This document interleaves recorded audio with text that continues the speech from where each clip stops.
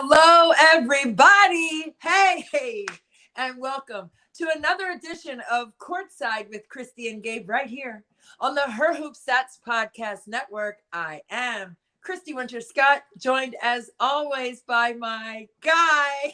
Hey. Gabe Ibrahim.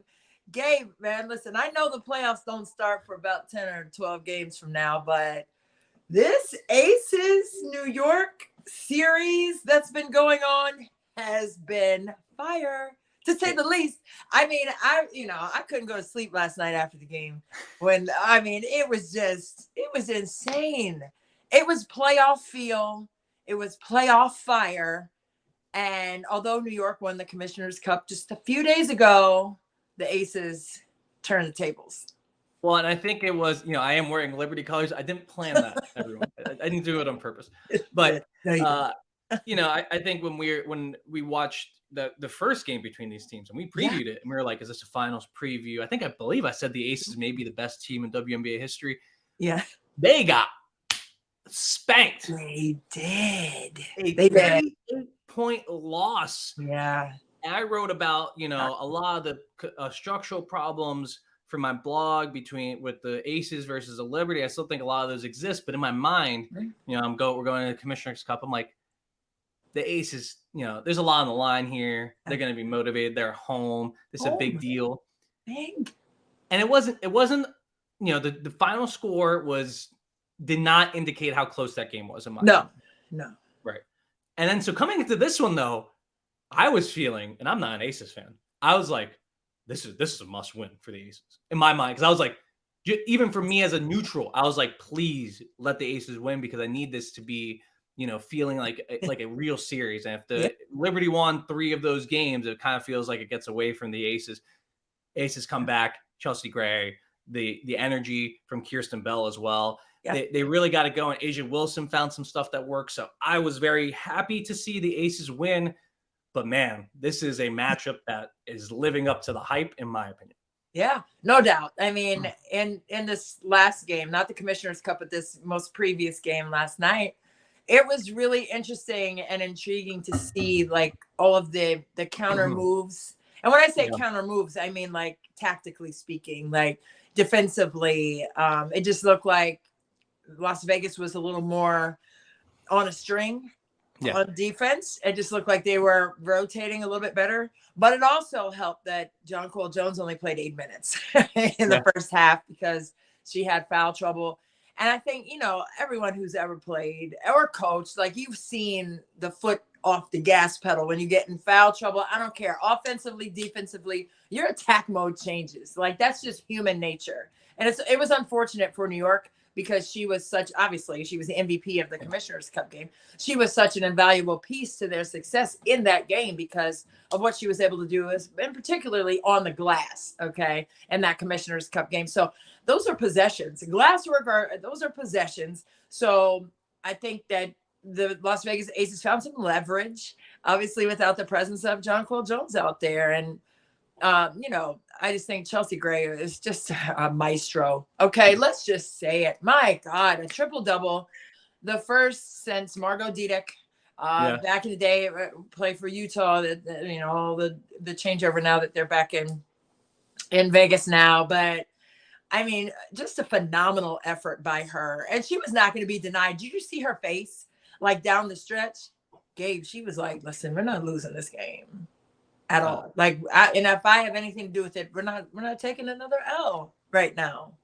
Oh, it could have been, the 98 Comets. It could have been an all-star team from all the WNBA champions in their prime. Yeah. She wasn't losing that game. No.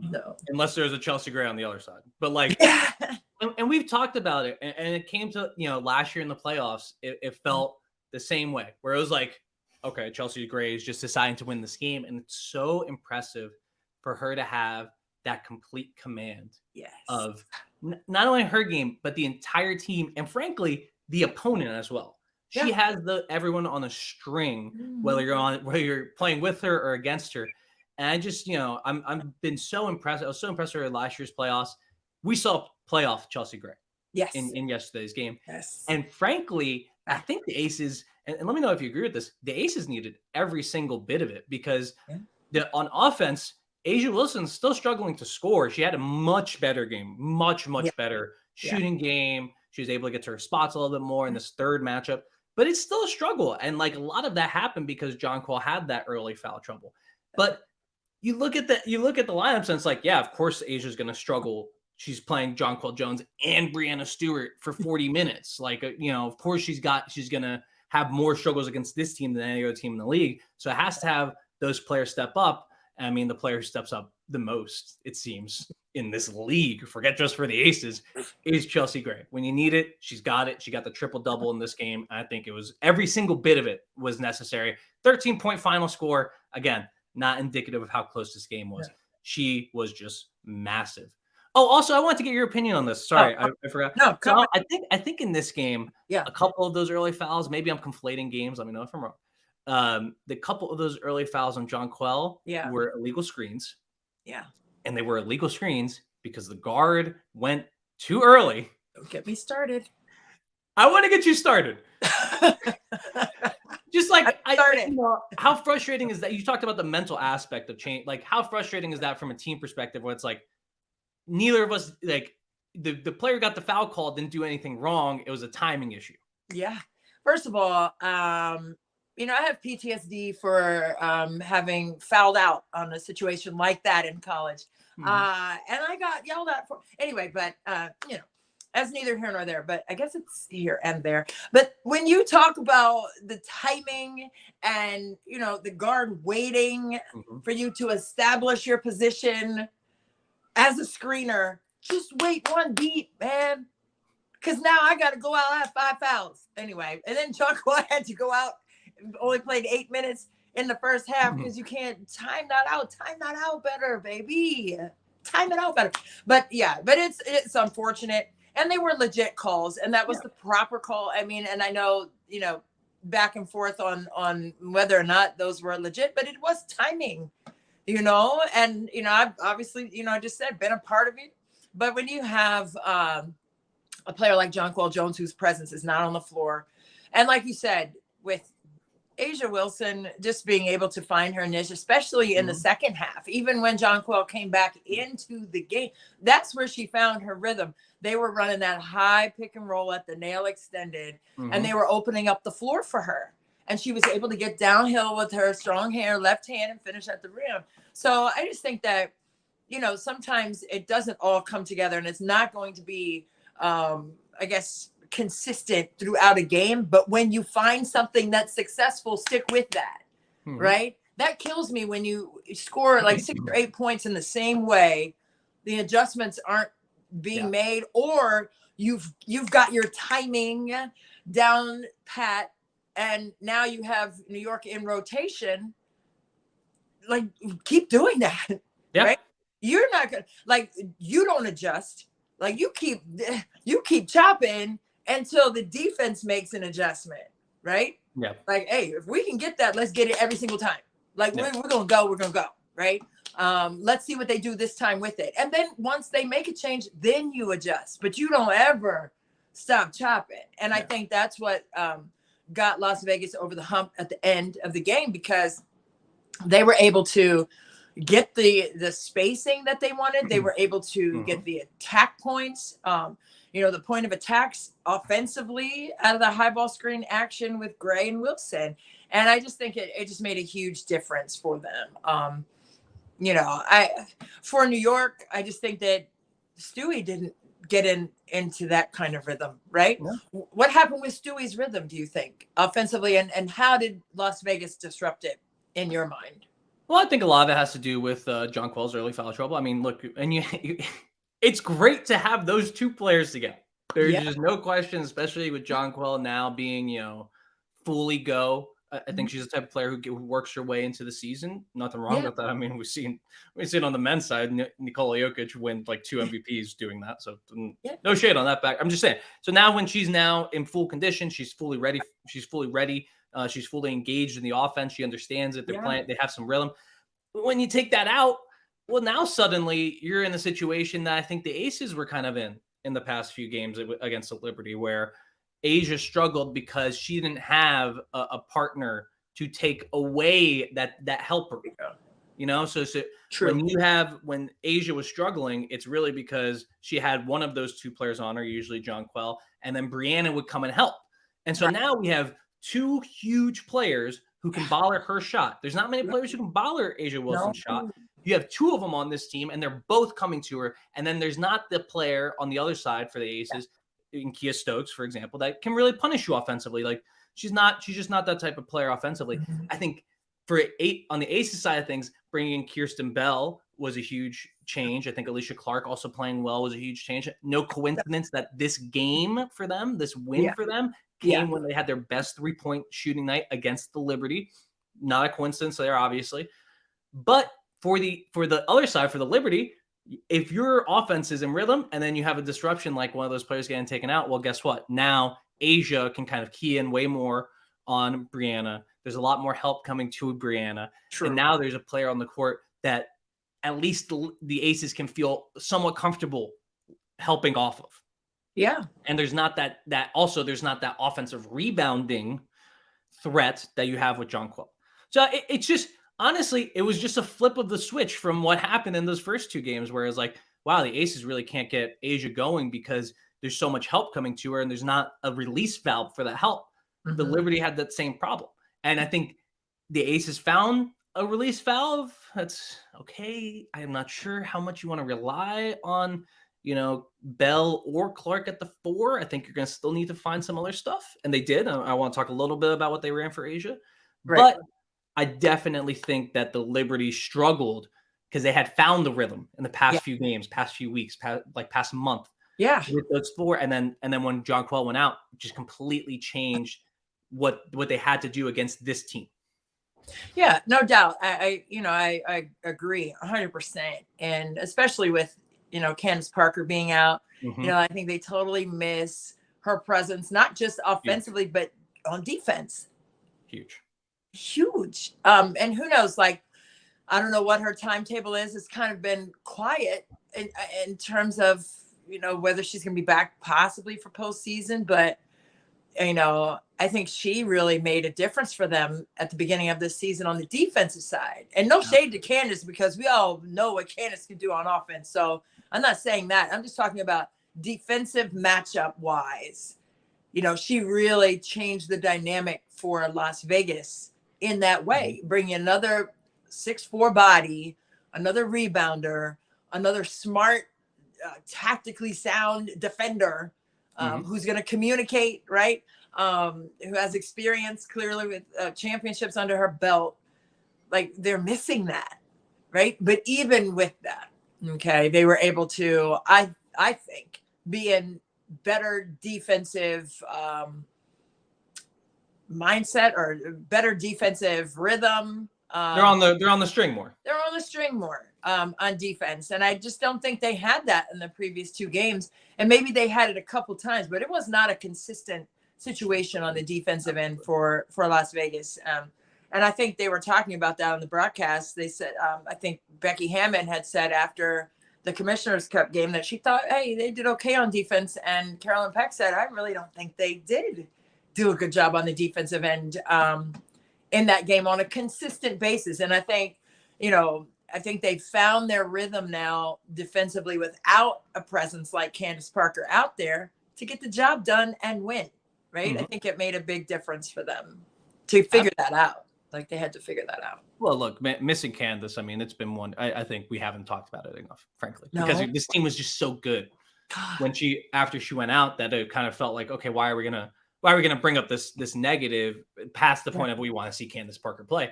Now I think in these 3 games, it's really revealed how much this team misses Candace Parker. And if you want to go read my article, ballandorder.substack.com, I talked about how the Liberty used what's called pistol action. It's just like a 3-person action at the top in early offense. And what they were doing was basically involving Asia in those actions and pushing the help to the far weak side. They put Stokes on the weak side, or whoever was in that position. They put the other helpers on the weak side, and then it becomes just too hard for a player like Kia Stokes, who doesn't have the foot speed, who doesn't have the recognition, it's hard to be as great as Candace Parker. So there's not shade to Kia Stokes. It's just we're replacing a Hall of Famer with someone who's not a Hall of Famer. And so if they have Candace Parker in those situations, those baskets are very difficult to come by for New York. Right. Without Candace, comes a lot easier to get into the paint, especially with Asia covering Brianna. Yeah. Hey, do you have your coach's board, your whiteboard, to draw that on up for us? Is it close by? Show us that pistol action, because I think, you know, a lot of people, I mean, they hear what you're saying, and I hear what you're saying, and I love it, and I get it. And in my head, I had my whiteboard going. I think it would be kind of cool just to show. I think it would be kind of cool just to show, like, what it looked like. If it's not too far away. Where do you have to go? No, I couldn't find a marker. Oh, there you are. Okay. We could do it on the half court. It'll be easier. Actually, Okay, no. yeah. I can just, hold up. Hey, get the Watch board this. out, man. Watch this. We got the actually iPods. I'll just do it on the board. Okay. Do it on the board, Gabe. We'll Yeah, I just think it'll be cool just to see. Okay, so let's say this isn't. Remember that this is an early offense. So early offense, there's transition. Obviously, everyone knows what transition is. You're on the break. You have an odd man. You have a 3-on-2 advantage. You have a 2-on-1 advantage, or whatever. You have an advantage in transition offense. Yeah. In early offense, you don't have the man. You know, you don't have the person advantage. So you don't have a person advantage. What you have is a speed advantage. You're coming down. The defense is getting set. Right. Right. So I have to draw it like this. Yeah. Get it. Come on, so we'll take this will be, we'll say this will be Sabrina SI. Oh, we need to talk about her shoes being stolen too, by the way. I know. But she had 22 points, so I was like, well, you know. They shipped in some insoles. She's good. So then we got, this will be Asia. I'm going to make the defense X's because if not, it's just not going to work. Yeah, no, then we have really, Najalani here. I think it really worked well for them, though. You know what I mean? The shoes? Spread. Oh, spread on the floor. Yeah. Yeah. It's not a this isn't like a groundbreaking concept or anything, but it really works out because of what the situation is for the Aces right now. Okay. Yeah. So here we go. Here's the basic setup for a pistol action. Okay. Here we go. Yep. Over in there. Okay. So we got Courtney Vandersloot up here. We have Sabrina Ionescu here. We have Brianna Stewart right here. Man, this is hard. All right. So now we have these three running in action. Here, I'll do one. I'll do the main one that they did, which is called 21 dribble. And then. So basic. There we go. Pistol action. We're going to have the guard that is already down, setting the screen. So she's going to step up. Sabrina Ionescu into that screen for Courtney Vandersloot. Courtney Vandersloot's going to dribble to the baseline. We have Brianna Stewart setting a fade screen for Sabrina Ionescu. So now what has to happen, obviously, you have one of the best three-point shooters in the world right here in Sabrina Ionescu. You got to follow her off the screen. Got to. Got to. Secondary problem, though, is that usually one of these two players is going to be covered by Kelsey Plum, who's too small to even think about switching onto Brianna Stewart. Can't. So Asia Wilson is going to have to cover Brianna Stewart, period. She can't really even hedge. No. She can't help because Courtney Vandersloot's too good at getting her the ball. Yeah. There's just too many responsibilities to expect Asia to help with this player coming off the fade. Right. And to expect her to help with the player going to the rim, which would be Courtney Vandersloot in the situations of Brianna Ionescu on the other side. Right. So these two guards right here, which is usually, we'll say this is Kelsey Plum and this is Jackie Young, have to handle it. Right. The problem for Kelsey, she's too small also to contend with Sabrina in the post. Yeah. And it's just a little difficult for her to be able to contest those shots. So now the person who has to help is right here. So if Courtney Vandersloot is going to go to the rim here, the player that has to help really, because this player is going to be Alicia Clark, who Alicia's great. She's got many skills. Rim protection is not one of them. She doesn't get up that high. So the player's going to have to help the rim is here. And that would be Kia Stokes. Yeah. If it's Candace Parker, it becomes a lot easier because Candace can set up somewhere around here. Mm-hmm. And Candace can get out to that shooter there. Yeah. Candace can get back to the rim from there. Candace can probably do both those things somehow because we've seen her do it. Yes. So it becomes a lot easier when that player's Candace Parker. When that player's Kia Stokes, who's good, just not a Hall of Fame Defensive Player of the Year level player, becomes a lot harder because now she can't help here. She has to be focused on the rim. Right. She's going to have to take these two players. And now it's like, okay, we go to the rim. Stokes has to help. Now we have John Quill come in for the offensive rebound or a little dish. Okay, we don't want to help. Now, we want help here because Sabrina's coming off the screen unimpeded. Well, if she leaves, it's an easy pass to the rim again. Right. So this is just one example, and I can tweet. I'll tweet out the whole article that I wrote. Yes, please do. It has way better diagrams. I'm sorry about this, but no, it's really good. I think people need to see it. Just put eyes on what they're trying to accomplish. Yeah, I think it's good. You want to spread the floor with the actions involving the best defender, which is Asia Wilson. Absolutely. And it's something that I think a lot of teams can take. The issue is every team, other than the Liberty, is going to have someone that you're comfortable leaving. Yeah. Because these two players in Benajelani and Jonquel Jones, you're not comfortable leaving them. Right. The offensive rebounding threat, for the cutting threat from Benajelani, you're really not comfortable in that situation. Early helping, doing anything like that, because these two guards on the other side are also extremely good at finding players that are open. And I haven't even gotten to the point of Brianna Stewart. If something happens here where Asia feels like she needs to go help, it's easy 2 points every time for Brianna Stewart. Every time. And then you're letting her get going, and then it goes downhill from there. So that sort of spread idea, and pistol is just one of the many ways that Sandy Brondello did this, to get space in the middle of the floor and put pressure on the help side. Yeah. It's gonna work really, really well. Now in this last game, I think Kirsten Bell did a great job helping. She did. And I think without Jonquel, it became so much easier for the Aces to defend. Yeah, I agree with that. And Bell came in and had some quality minutes, and that's been something too. Bravo for that, by the way. Bravo. I have a picture. Hold on. I have a picture. I'm gonna put it up here. I like it. But Bell, I mean, everyone's been talking about, hey, the bench for the Aces, man, they only had 2 points in that Commissioner's Cup game. They need more production. And, is depth going to be something moving forward for them in the absence, obviously, of a player like Candace Parker? But the players who do come off the bench, they got to manufacture some offense, right? And I think they did a much better job of that in the game last night. And I think when you can have a Bell come in, and KB just was, she was an energy giver on defense. The way she was scrambling on defense, it wasn't just the offensive production that you're looking at for the bench. It's who can come in and be consistent on the defensive end and play the game the right way. And so I think she did that really well for Vegas last night. It was huge. It was just huge. Here, so this is a much better drawing of what I'm trying to do. I've been doing a lot with playbooks lately. I love that. Let me see. I just really love take a look at it, Gabe. So I didn't put the defense here because the defense kind of changes. Yeah. But this is the play. This is pistol dribble. This is 21 dribble. I mean, if you've watched an NBA game in the past 7 years, if you've watched a WNBA game in the past 7 years, you've seen this play a lot. Yeah. This play is run. It's a very, very, very common early offense set, but they scored 7 baskets. Yeah. On actions that involve this sort of trio here, of this triangle here between the 1, the 2, and the 4. Yeah. I mean, you're putting pressure on the defense that way, right? Because of the spacing. And then now you have to make decisions, right? Are you going to cross match? Are you going to switch? Are you going to cross match? And you can't, right? Or you shouldn't. Yeah. And you can't.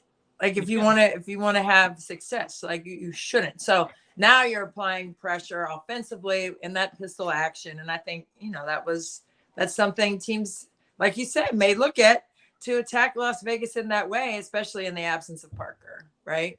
Can I draw up someone else too? Yes. Well, I mentioned I want to talk about Asia. Oh, he's got the bug, baby. Yeah. Let's see. He's got the coach's bug. Look at Gabe drawing down on the board. Look at him. So I've been reading a lot of coaching books, getting ready for the season. And one thing I've been playing tennis too. Oh. So now I've been reading a tennis coaching book because I'm trying to help. I'm trying to get better myself and trying to help my wife get better. I gotta say, the coaching doesn't really change from tennis to I mean, obviously, the sports are different. I mean, mentally, the whole mental aspect's the same. Oh, yeah. And tennis players are psychos. I always say this about basketball players too. But tennis players, They are Why you they say are that? a different breed. Why do you say that? Because it's individual. It's individual.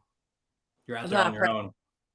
I mean, there's You're out there already a on lot your of own. pressure as a team player that you put on yourself to star in your role, right? Mhm. But it's just you on an island with tennis, so or you and your doubles partner, whoever. Doubles is easier. Yeah, But man, teammate. you got to be. It's On just. your I stuff. think it's really tough mentally. Gotta be on your stuff. So, On that. Christy, I'm gonna draw this up, and I want to know how many times you ran this play because this is old school, and I Oh, loved it. let me see. So I'm excited now. Let's go. X's and O's.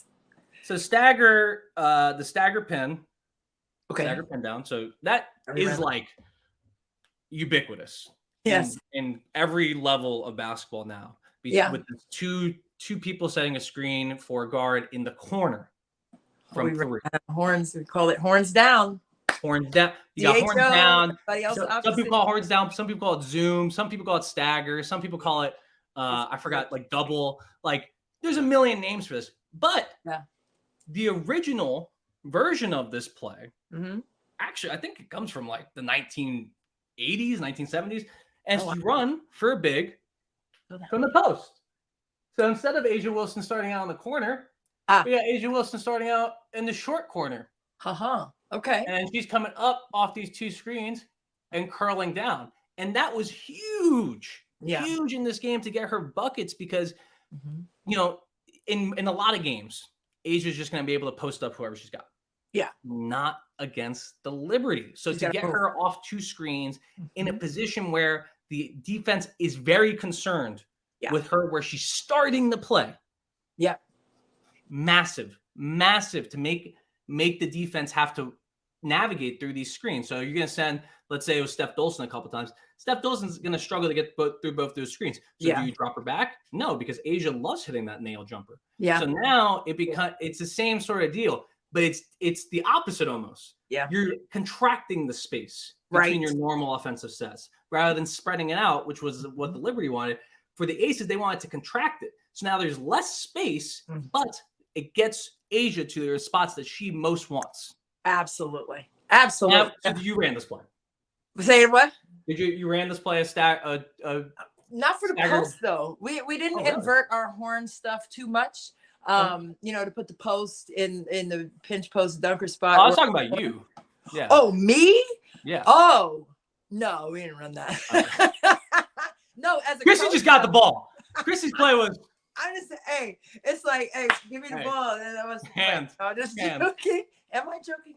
Anyway, I was much more humble when I was a player, but now that I'm done, it's like I have all this mouth. It's whatever. But anywho, but as a coach though, I mean, you can invert horns, and I think we did that a couple times. You know, we had Abby Rendell played at William & Mary, Princess Aguirre played at UPenn, and Bree, you know, currently at Georgetown. So it's like we had some post players who could make that mid-range shot, right? Yeah. But could also get loose and were much better. All three of them, those three that I just named, were much better at, you know, moving off the ball or coming off of a pin down or getting a screen away because it's tougher to double, right? And they were able to put the ball on the ground one or two times if they had to get to the cup. So I just think that when they ran that for Asia, you know, again, it's applying pressure on the defense to make quick decisions. And, you know, the fact that Asia has, like, first of all, Birkin bag, a Louis bag, like all these bags, man, Gucci, like she can dig down deep into each one of those babies and come up with something. Okay, the one move, she missed the shot though, but there was that one move, and I think you know what I'm talking about. She was on the right side and kind of spun around, and I was just like, I think I was holding my whole face. But she missed it, but then she followed it up on the left side. And I know what you're talking about. What was that move? Like, I want to go back just to see her footwork on that initial move. Like, she has so much, I don't know. She has so much in terms of her repertoire in the paint, and her footwork is crazy. So when you put her in a position to come off screens and make a read, she's so smart. because she has so many different options, right, to go through in her skill set. She's like, okay, the defense goes here. I have like 5 things I can do here to attack still. And if they do this, I have 5 other things that I could do still to, take advantage of the situation. So, I mean, I think, like you said, to contract the defense that way, but also to allow A'ja to be creative, which she is a master at. Okay. Allow her to be creative on the catch, but free her a path first. So she doesn't have to, that's the worst thing, is to sit on the block and have somebody in your neck and your back and just trying to get the ball. You're trying to make sure they get the entry pass at the right angle. Bump that. We're going to go ahead and get you a screen. You come off clean and now make a choice. And I think when it's like that, I think that's when A'ja's at her best. And that, again, is why she got going there in the second half, because they freed her up in that way to make reads and react off of where the defense was. So, kudos to Becky Hammond and the team, for setting her up in that way, right? Oh, wait, you're muted somehow. Wait, why are you muted? I'm muted. Okay, I believe I found it. What you said again. Say it again. I believe I found both the plays that we were talking about. Let me see. Got to turn the volume down. That's why I was muted. Oh, okay. So there's her. Okay, that's the move that she did. Oh, let me see that move, because they didn't show it again, I don't think. Because I wanted a replay. That's when I would have been in the headset. Like, replay that just for the footwork. All right, let me see if I can actually. I'm not sure. Okay. YouTube, don't get mad at me. Just tell me, and I'll take it off. Okay. I don't get mad at people. Don't get mad at me. I get disappointed. But don't get mad at me. They got super mad at me last time. Well, it was a live video, and we can't. Right. Okay. So here we go. Let me see that bad boy. Let me see that bad boy, because she went to work. It's a barbecue chicken alert. Where is she? She's right here. Here we go. Okay. She has the ball. We have Steph Dolson trying to force her over her left shoulder, which is kind of right? Turning left. Yeah. So forcing her over her left shoulder, that's a scouting report. A'ja says, I'm not with it. So, boom. Look at his feet. Look at his feet. Come on, man. Come on, A'ja. You better look at her. Do it again. Yes, for the replay. Come here. Got him. But she got her own and then put it back. I'm like, I'll take that. Listen, I'll take that. Okay. Yes, Gabe. I can watch this. You're edifying my love of the game right now. Edify me. Let's Christy, go. I saw you coaching up. I saw you coaching up those UA elite players. Tell them what A'ja did right here on this play where she's. And if you're an audio only person, I think you're gonna get something from this. So don't just like tune out because we're talking about video. This is a play that you can find. It's at 6:16 in the second quarter between the Aces and Liberty on the 17th of August. So if that's what you're listening, you can find this play. But here's the video. So tell me what she does right on this first initial move. All right. When she catches it, first of all, she squares up, right? And that's when you can freeze. Look, freeze the defense right there. And then now she's going to step off. Now she's got a single coverage situation. Initially, there was a shade of a double. Mm-hmm. The double went away to the weak side because they didn't want to drop off for an easy layup on the weak side. So they went over there. So now she's like, all right, bet I have one player to beat right now. And watch her footwork. So she squared up. So now she's surveying. Now her eyes are like, how many eyes do spiders have? 8 of them. She had all those activated. So she could see everything, where the defense was, where her teammates are, but most importantly, the primary defender. What do you think about this ball placement here? Oh, I love it. She's got it chinned. She's got it chinned. And she's showing it. Already here. So you've done half the work. As a post player, you've done half the work. You get the ball to your chin. Now all you have to do is go up from there, right? You have it down here. You're messing around with the littles. We don't have time to mess around with the littles. You see a lot of bigs hold it down low, or they put it too far out. You can't. You got to chin it, but you can show it and protect it, right? Yeah. Show and protect. Show and protect. Get the elbow. Nobody wants to feel that. Nobody wants to feel that elbow, Gabe. Okay. You got to show it. You can show it. You can show it. You don't need to throw it. You don't throw it. Show it. Don't throw it. Tell your kids that. I like that. I still have the bars, honey. Yes. Oh, Look. the step through. The step through. The step through was the work right there. Look at her feet. Like, there's nothing you can do. Like, and I love Steph Dolson. That's my baby. Listen. Good defense. But there was nothing she could do because she squared her up and faced her and then attacked her and got to her hip. It's much like what a guard would do on the outside, right? Mm-hmm. In terms of driving and protecting the ball and going, right? You want to attack the hip, make them open their hips up, right? And then attack that leg. That's just what guards do when they drive, okay? Mm-hmm. That's exactly what she did, but now she's down there in the trenches, down in the restricted area. She squared up. She saw she was single covered because the defense dropped off to the weak side. And now she's got a primary defender, and I got you squared up, and my left foot's my pivot foot. So I can just take my right leg and just drop it right in front of you and get to my strong hand. And I mean, she just missed that first shot, unfortunately, because that would have been on her highlight reel, like a career highlight reel footwork. Like that was just basketball one-on-one in the paint. What? She got a lot of these up and unders. I love it. But that's what you do. That's why you sell it. That's why you sell the fake, but that's why you freeze them, right? To create an avenue to attack. Mm-hmm. You don't have to be at the high post to do that. Like, you don't need a lane. Like, you just need a crevice, like a pizza slice, like a pie shape. Like, you just need to get right where you want to get to. But you have to set the defense up, and you have to move them because they're going to be baited by seeing the basketball, right? Yeah. So you're already at their mercy. If I'm guarding A'ja Wilson right there and she squares me up, I'm like, man, she's got 10 choices right now because she squared me up in this small space and I'm done because I'm behind her. But now she squared me up.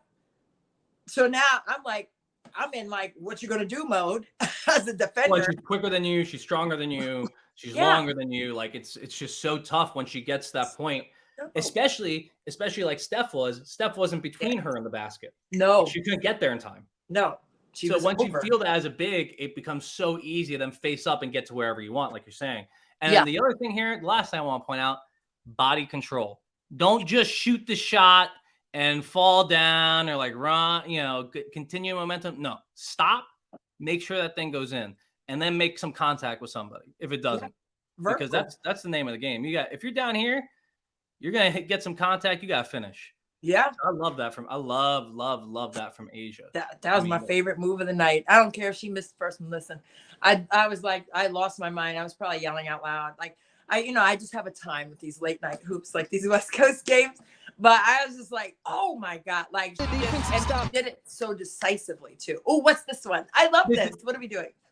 Again, if YouTube doesn't get mad, we could do this a little more. But this is the play I was talking about. So I don't know, we can call it short corner stagger. Big zoom.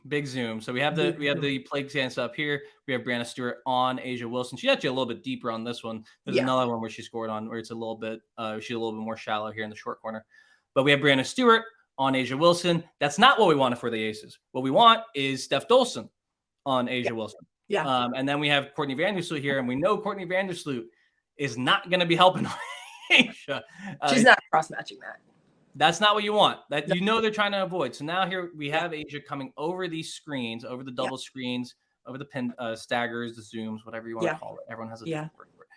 And now we have her coming through, and we see Steph Dolson kind of in a bad spot. She needs to either be more towards the middle of the court or more towards her assignment because that's a really good three-point shooter. And both these players, Plum and Alicia Clark, are really good three-point shooters, which makes this play work. That's why the defense is so concerned about it. So now, basically, at Liberty have a decision of, are we going to leave one of these three-point shooters open?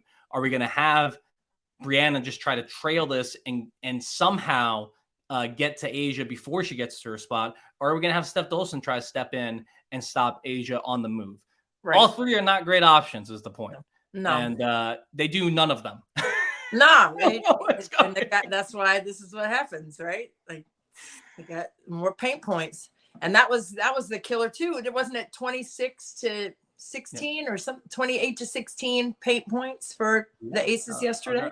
I can grab that stat. Yeah. I believe it was though. And this was a huge play. I mean, you look at the score, it's 64-68. This was it was a big run here. Yeah. For the Aces to get ahead. points in the paint yesterday were 32-18. 32-18. Okay. Yeah. But like, yeah. So, I mean, how there has not in the first two games, A'ja Wilson had not caught the ball this open at any point. Yeah. And you gotta shout out the amazing screen from Kelsey Plum. Yeah. Really good screener. Really good moving screener, which is dear to my heart as a Miami Heat fan. But there's not that many touches that A'ja has gotten unimpeded in these games. Yeah. And so I just think they did a great job, both strategy-wise, effort-wise. Everything for the Aces was much better in that third game. We should probably talk about something else. Yeah. Oh, we can. I mean, I was so entrenched in it because it was such a chess match. You know what I mean? And, I think it has heavy playoff implications. So we hope, because I love that, with Sandy Brondello having played in the league, and then Becky Hammond playing in the league. And then now they have their own teams. There's just so many layers to the intrigue of it all. So yes, we can talk about other things, but we should get caught up. I get caught up, and I love it. Well, I think we're going to be talking about this game this matchup as the finals matchup. I just think these two teams are, far and away the best teams, and that's not to make shade at anybody else. I mean, look, just like you look at let's just forget the bigs for a second. No, forget the possibly the three best bigs in this game are on two teams with A'ja, Jonquella, and Brianna Stewart. Yeah, three best bigs in the game. I think there's a pretty good argument to make for that. Let's look at the guards. There are between 4 and 6 starting point guards. Yeah. In these two teams. Yeah. You have Chelsea Gray, you have Kelsey Plum, you have Courtney Vandersloot, you have Sabrina Ionescu. I'm gonna throw in Jackie Young. I know Jackie's best as a shooting guard. She started as a point guard for a lot of teams. Yeah, she's Marine Johannes. She could start for a lot of teams at point guard. Come on with her. How about her jumper? Listen, it's so unorthodox, but it's all about the wrist. Like, her feet aren't even square to the rim. And that little bounce in the wrist is still, her wrist work is phenomenal. And she knocks in those shots. What did she hit? 4 of them in the Commissioner's Cup? Yeah. Like, she got loose. She had a huge game.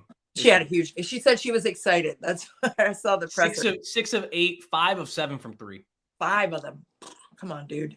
Yeah, but she doesn't need any time, man. You hiccup and that thing is in the air. Like, forget about it. You turn your head, she's already up. So I don't know. She's like that. But yeah, you can throw her in there too. But the guards were phenomenal. But Chelsea Gray, man, I'm sorry. Like, actually, I'm not sorry. She's the best point guard in the league, period. Yeah. And I'm just I don't say, how hard it is for me to decipher and choose. Like, I'm always last to order at the restaurant. Like, it's always something like, oh, I don't know. Like, listen, she is flat out the best point guard in the league, because not only does she have the triple double, but she sets her teammates up every single time. And I think Sandy Brondello, I listened to the presser last night because I couldn't go to sleep. So I was listening to the Becky Hammond. I was listening to the Vegas Aces presser. And she said, after that Commissioner's Cup game, that Gray got in the film room and was like breaking stuff down. She's like, she's such a student of the game. She's a savant that way. She's a guru as the point guard of this team. So she took ownership. And I thought there was a clip last night too. And this is the last thing I'm going to say. And then we can move on. But I have to say this because at the end of the Commissioner's Cup game, New York was up 20 or whatever, 18.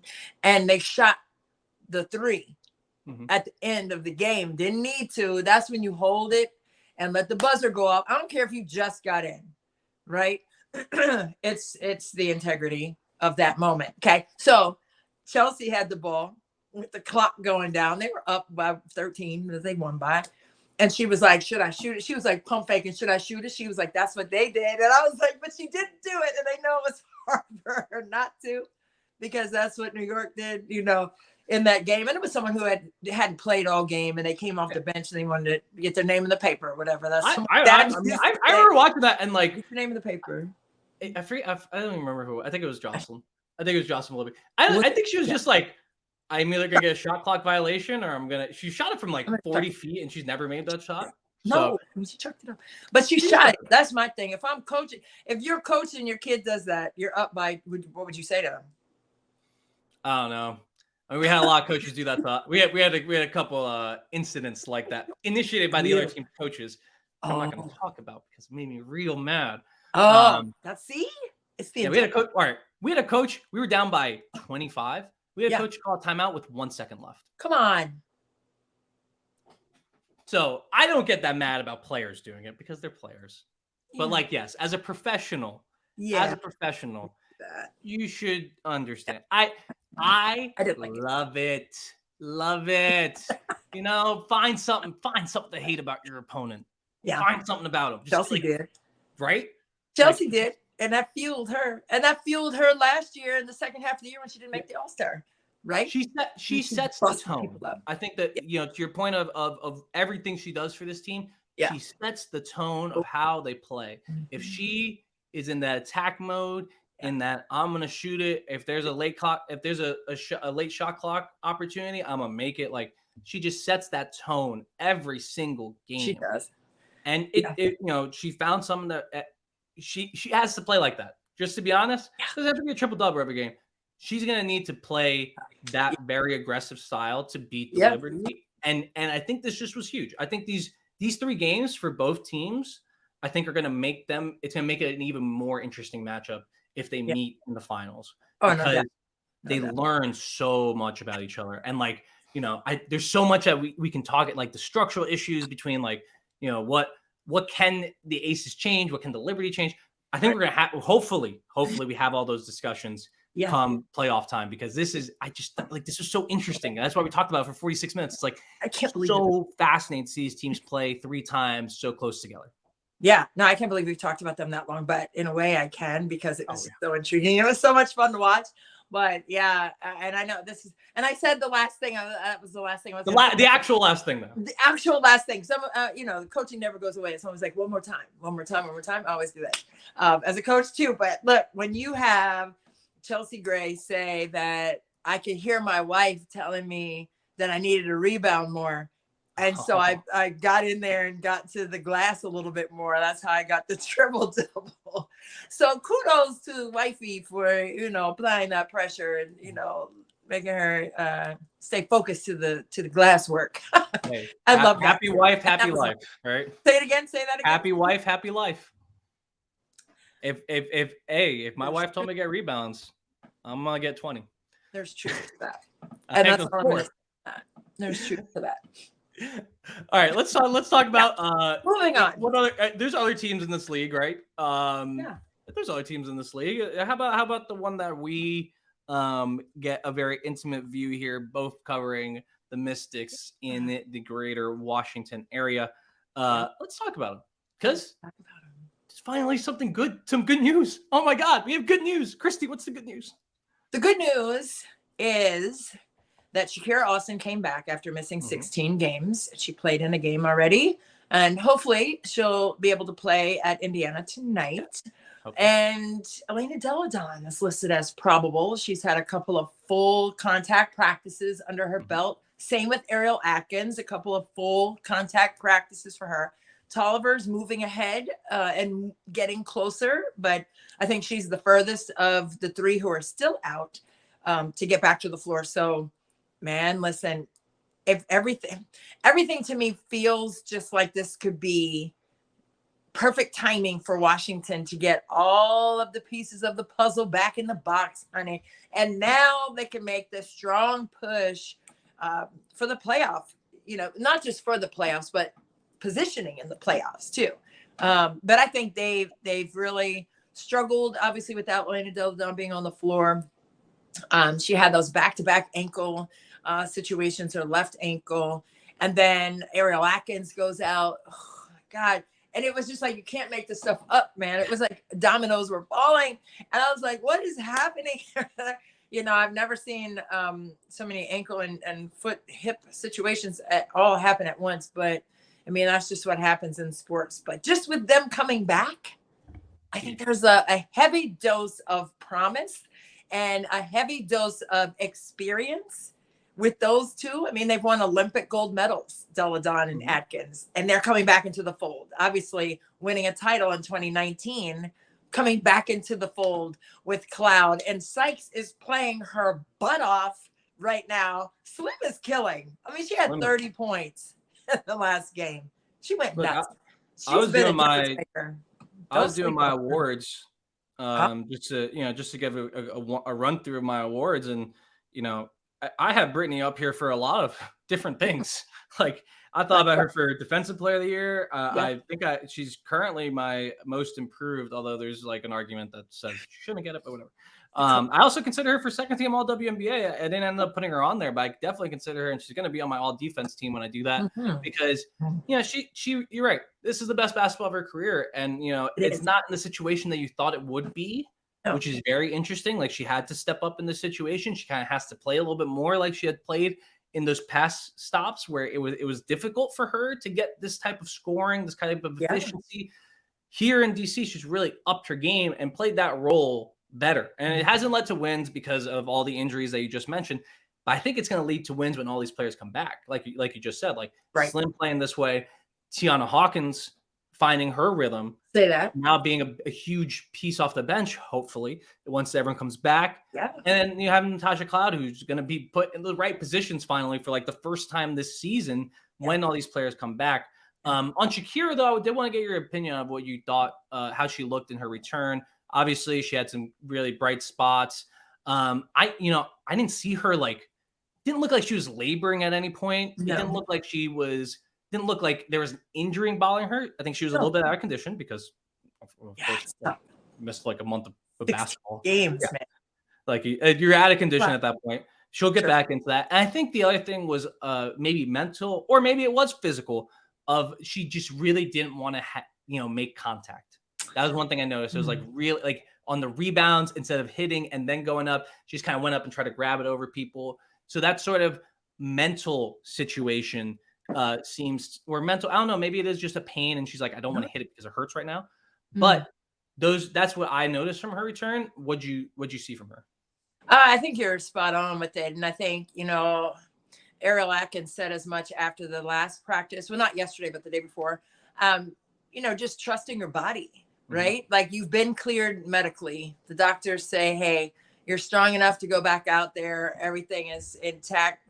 You passed all the tests to clear that threshold, but there's still that trust factor of your body. And for Ariel, obviously it's her ankle, but for Shakira, to be down there where you do get hit, and there are a lot of bumps, and it is her hip, right? So maybe there was some kind of protective fortress that she was, that she had created mentally.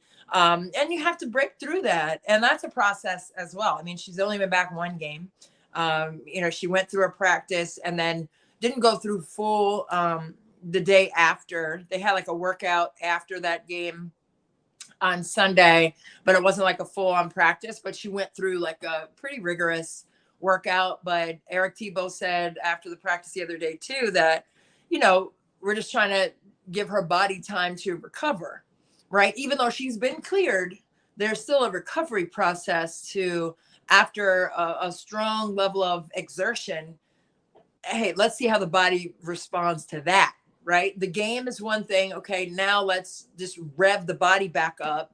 And then with that comes the mental processes of the trust. Yeah. And I think that's what you're seeing in her. But I mean, she had a great block.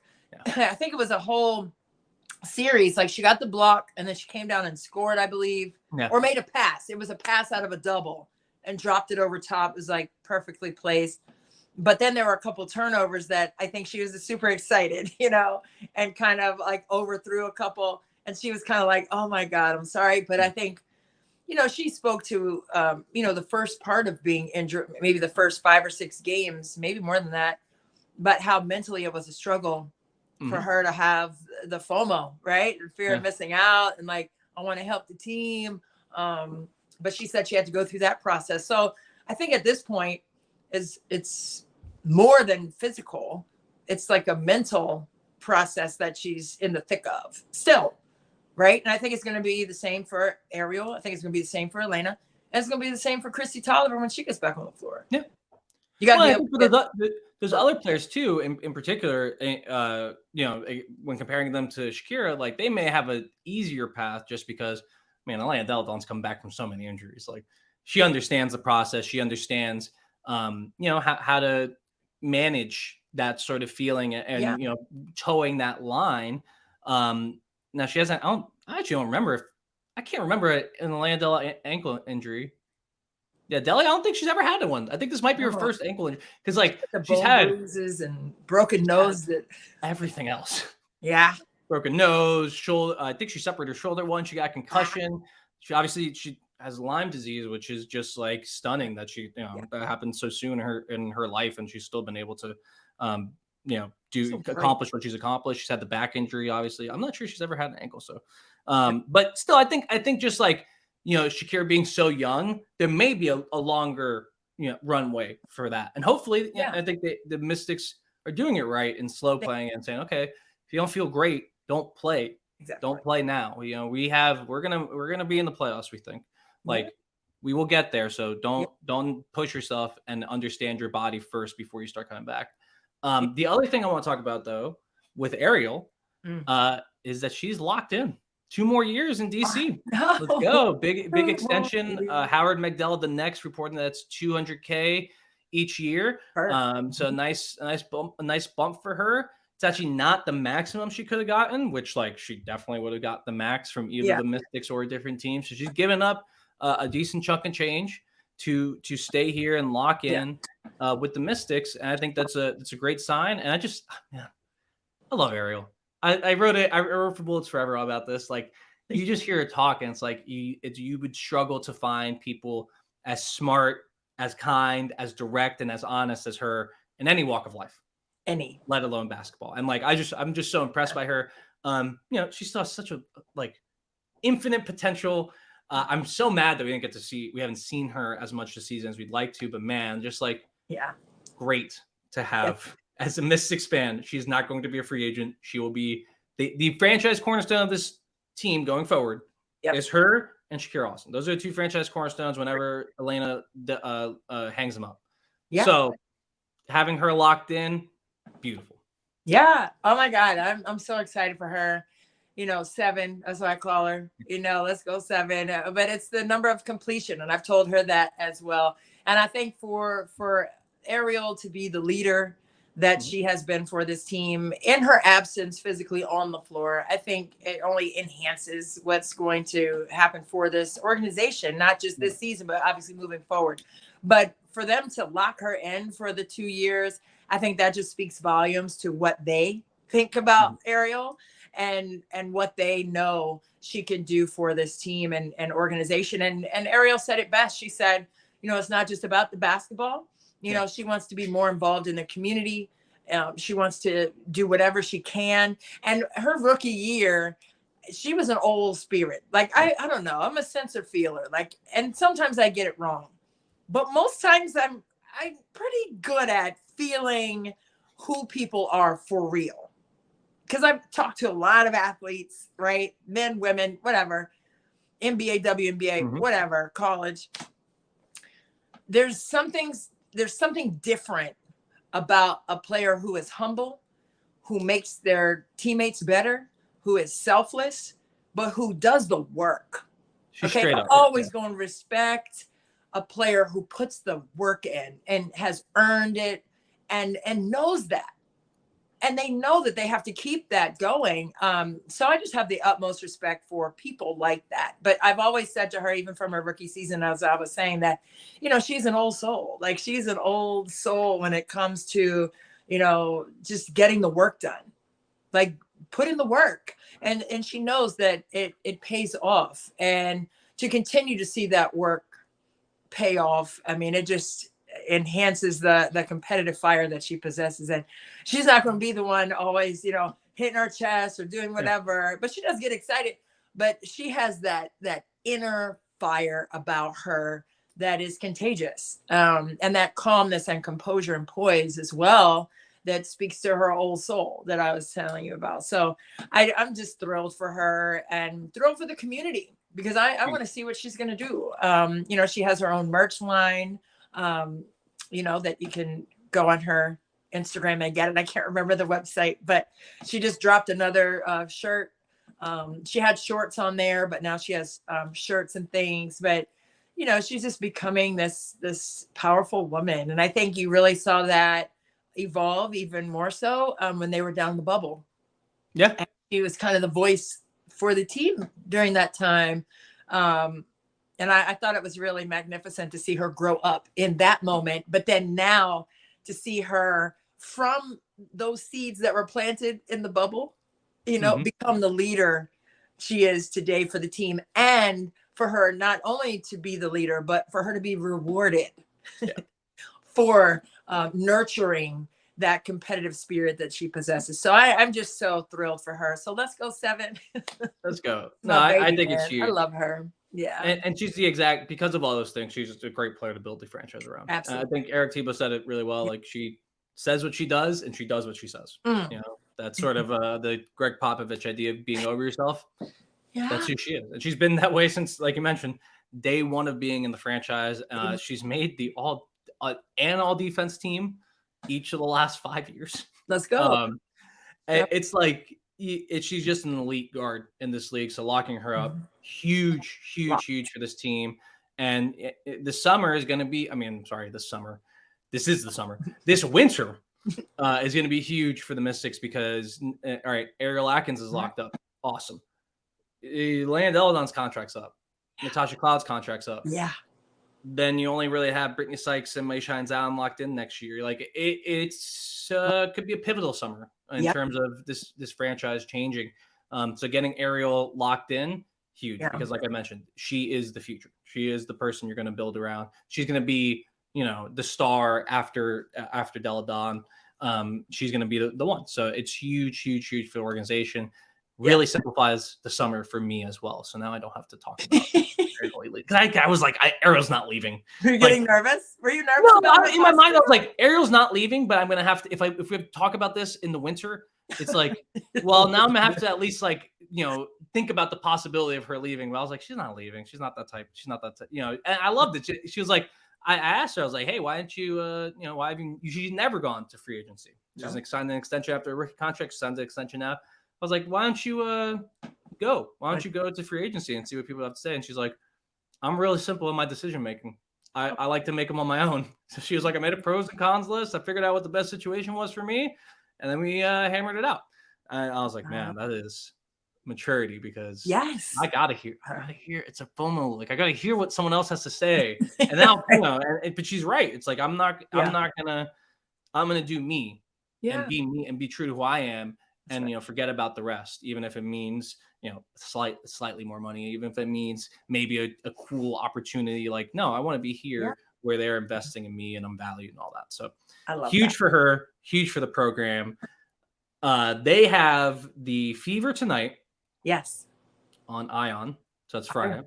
Friday night. Sunday, they got the Wings. Say it again. So Sunday, they have the Wings. And that's kind of a biggie here. In terms of the standings, because the Wings are at 16 and 14. They're 4th.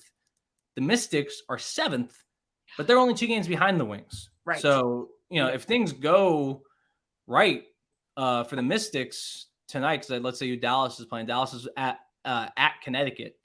They could be tied with the Wings for 4th place and a bunch of other teams. But you could get back into that conversation of having home court. For at least the first round of the playoffs, which would be massive. So I do want, the Fever. I'm not trying to ignore the Fever. They're a good team. They're just not at the top of the standings. And plus, it's a home game for us in DC. So Dallas, what do you think about that matchup between the Mystics or just like Dallas generally? Man, I think Dallas is a scary team right now, right? I think they've moved up. Like, they were down in the doldrums at the beginning of the season in terms of power rankings. They were like 9-10. Around there. Like that. But the way that they have scratched and clawed their way to the top 4 at this juncture has been magnificent. And the way that they've done it, is with their defense. Yeah. I think their defense and I don't know what their defensive rating was last year, but they've blown the doors off of whatever it was because they are just so much more intentional and disciplined on the defensive end. You could tell they're more communicative on the defensive end. And I think that's made a world of difference. I think they've always had the ability to score the ball. I mean, we're talking about Enrique Gumbuale. We're talking about Satu Sabli having one of the best years of her career on both sides, but in particular on the offensive end. And she's healthy. So they've always had the ability to score. Okay, so let's not get that twisted. But defensively, they have presented themselves in such a way that they have been able to just stay on the grindstone and get their team to the top 4. And, they've just done it with toughness and grit. And, you have to applaud their effort in that way. And so to your point, the defensive rating, I want to go look it up. Last year, about 104.2. This year is about 2 points less per 100 possessions. Okay. And, you might be thinking at home, like, hey, that's not a big deal. Their net rating last year, I believe, was near even, which means they, that means you're giving up the same amount of points that you're scoring, which means you're not doing that great. No. This year, they're about 2 points better than that rating, which means you're a little bit better of a team, which means you're 2 games above 500, which means you may have home court in the first round of the playoffs. Means you're 4th right now. Huge stuff there. And I think Latricia Trammell deserves a lot of credit. I will say the past 10 games or so, really since – so they went on this big run in July where they win 1, 2, 3, 4, 5 games straight. Yes. A little bit of a struggle since then. They're 3-5. They beat Washington by a lot. They beat Seattle. So those wins are like, okay. And then they lost to the kind of better teams they played in Connecticut, Las Vegas, Chicago twice, and then lost to Las Vegas again. Then come back and beat Connecticut. So, it kind of felt like, hey, right near the All-Star break and then, post All-Star break, kind of felt like, hey, this team is figuring it out. They're on that upward trajectory that we want to see them at. Whereas in past years, they've been up and down. Now they're back. They're a little bit back to the up and down area. And it's to your point, the defense has failed them a little bit in these last few games. Now, with that being said, they played really good offensive teams, right? So let's put it in perspective. Yeah. But when they have to figure out a way to beat those teams, frankly. Yeah. And they beat Connecticut, and that's a huge win.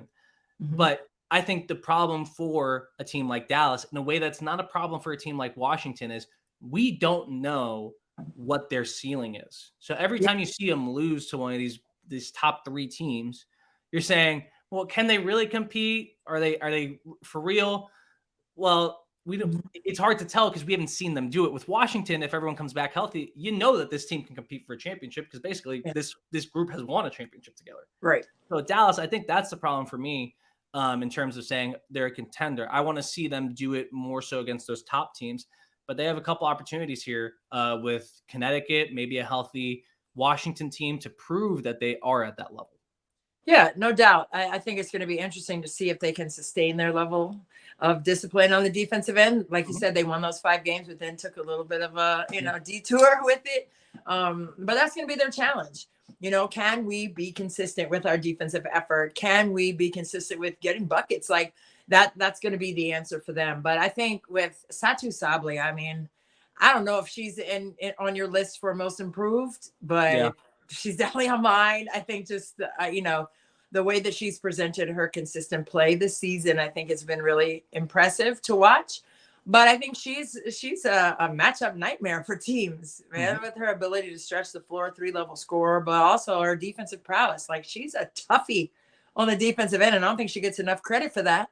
But this Dallas team, like I said, it's going to be dangerous, right? But I also think it's going to be a needle mover if Washington can get obviously the win in Indiana and then come home and take one at home against Dallas, because I think for Washington, they have a string of home games and they need to take advantage of that.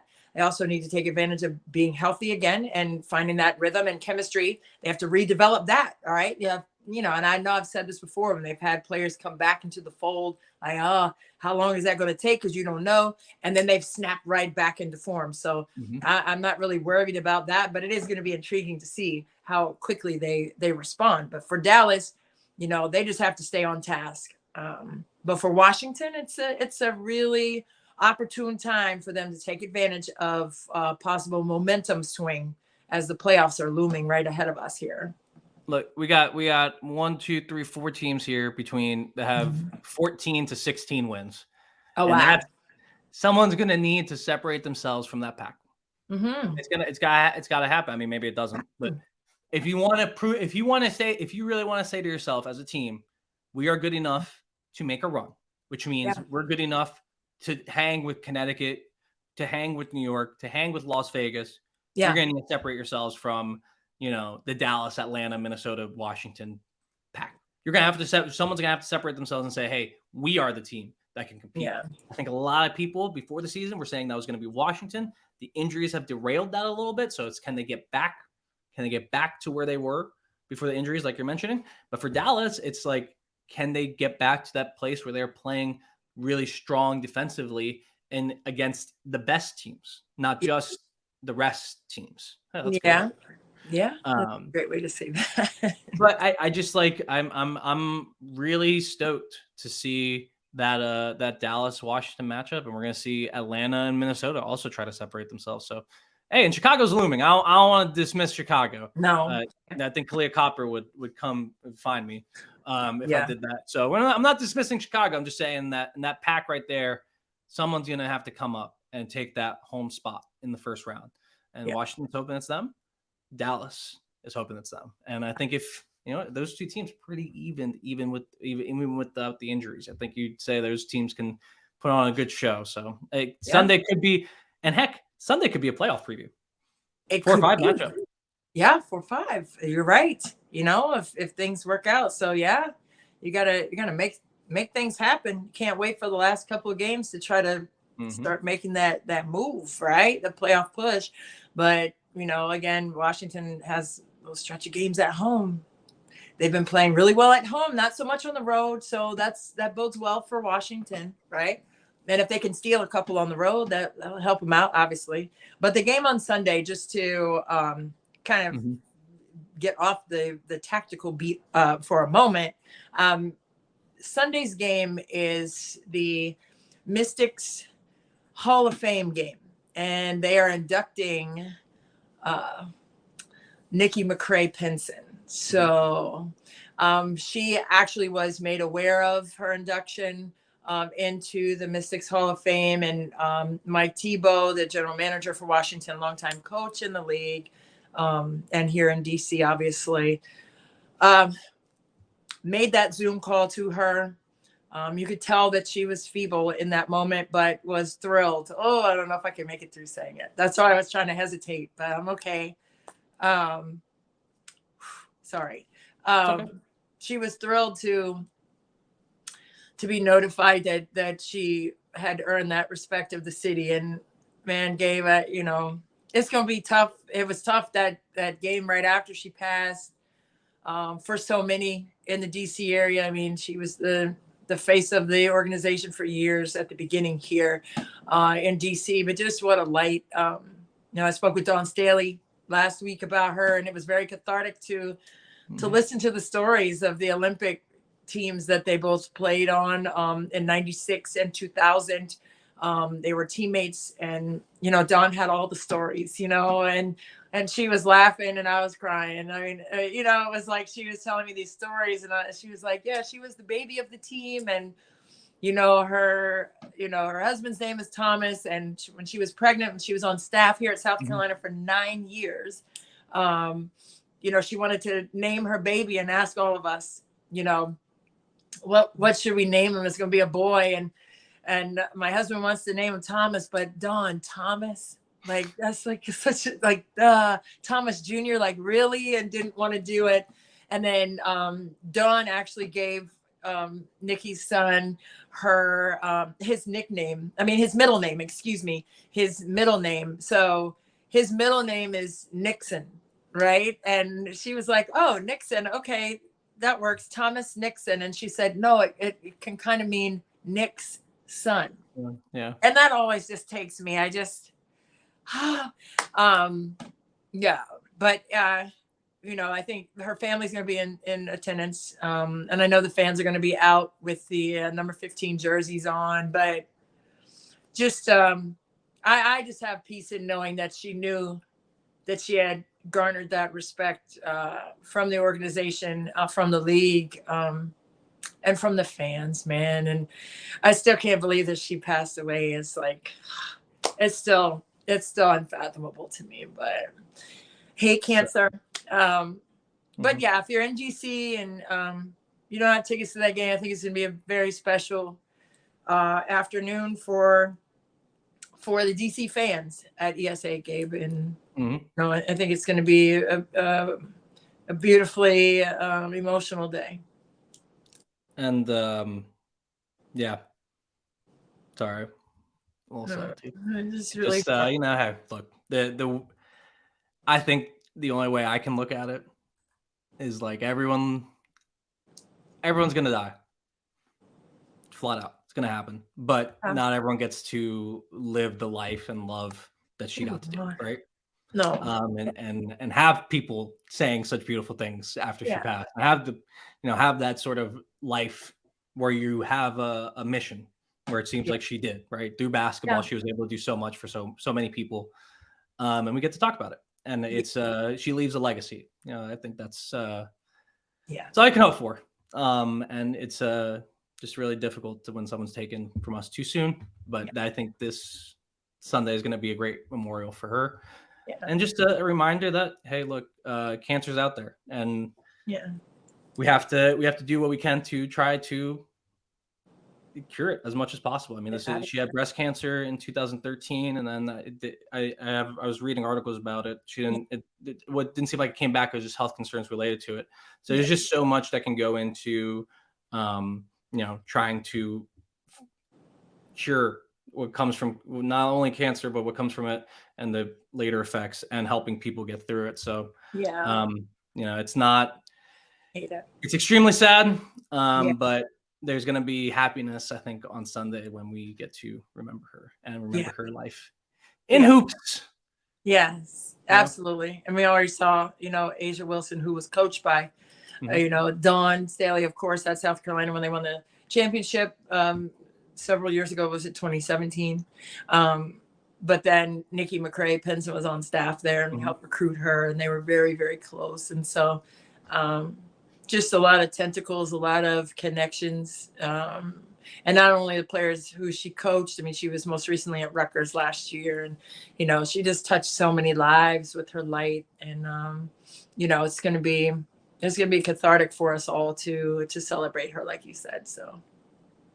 Yeah. I didn't know she played. I didn't know she was the ABL MVP in 1996. I didn't realize. Columbus, right? Yeah.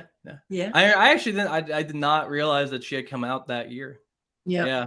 I always think of her in the WNBA, because when I start getting into it, you look at the record books and she's all over the place. She's everywhere. So I was like, who is this person?